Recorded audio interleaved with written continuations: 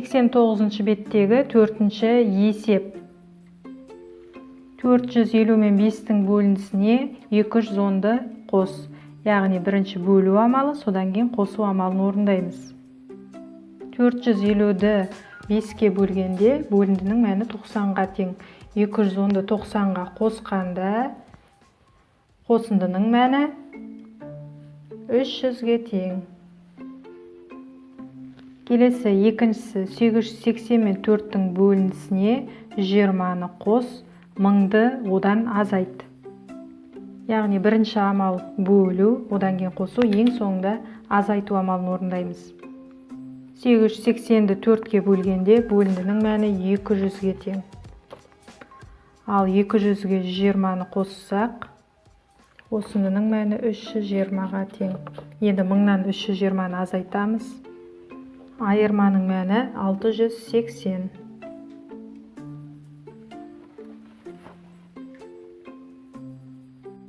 89 беттегі 5-тің әсі шарты.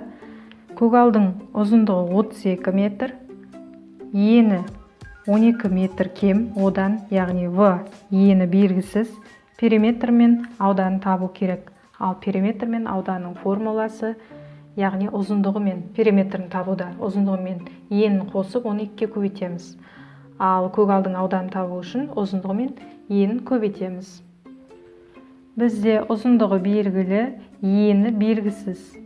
Оны табу үшін 32 метр ұзындығын, оны 12 метр ені кемдеп тұр, одан кемдеп тұр, сондықтан азайтамыз.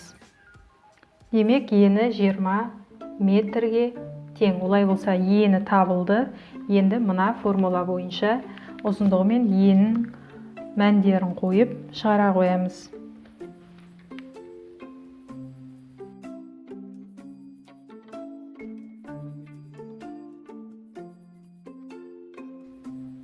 Тоқсан-бірінші беттегі 11-ші есептің асы шарты. Өсімдіктерге арналған тыңайтқыш 100 литр. Осы 100 литр тыңайтқышты 5 бидонға бөліп құюға болады. Ал 800 литр тыңайтқышқа қанша бидон керек? Шешуі 2 амал пайдаланылады. 100 литр тыңайтқышты 5 бидонға бөліп құюға болады десе, демек 100-ді 5-ке бөлеміз. Бөліндінің мәні 20-ға тең. Одан кейін 800 литрді 20-ға бөлеміз, тағы да бөлеміз. Бөліндінің мәні 40-қа тең. Немесе оны өрнек түрінде жазатын болсақ, 800 бөлу жақша ішінде 100 бөлу 5. 100 бен 5-ті бөлсек 20, 800-ді 20-ға бөлсек 40 бидон. Жауабы 800 литр тыңайтқышқа 40 бидон керек болады.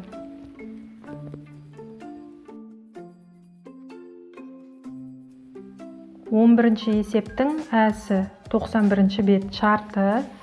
4 центнер қияр бақшадан жиналды. 4 центнерді килограмға айналдырамыз. Соңына 2 нөл тіркейміз. 400 килограмм екенін жазып қоямыз. Әр қайсысына 4-тен 1 бөлігі жәшіктерге салынды. Ал жәшік болса 10 килограмм. Енді сұрақ: қанша жәшік толды? Жәшіктерге салынбаған қанша килограмм қияр қалды? Шешуі: 4 центнерімізді килограмға айналдырып алдық. 400 килограммды әр қайсысына 4-тен 1 бөлігі болғаннан кейін 400-ді біз мұндағы бөліміне 4-ке бөліп, алымы 1-ге көбейтеміз. Осыдан мәні шығады. Шыққан мән екінші амал. Тағы да бөлу. 10 килограмм жәшік. 10 килограммға бөлем, сөйтіп жәшіктің санын табамыз. Одан кейін ең соңында мына қияр 400 килограмм. Одан азайтамыз. Мұнда екінші шыққан есептің мәнін жазып, сөйтіп салынбаған жәшікке салынбаған қиярдың санын табамыз. Қанша килограмм екенін табамыз. 3 түрлі жауап жазамыз. Олай болса, осы есепті жалғастырып өздеріміз шығарайық.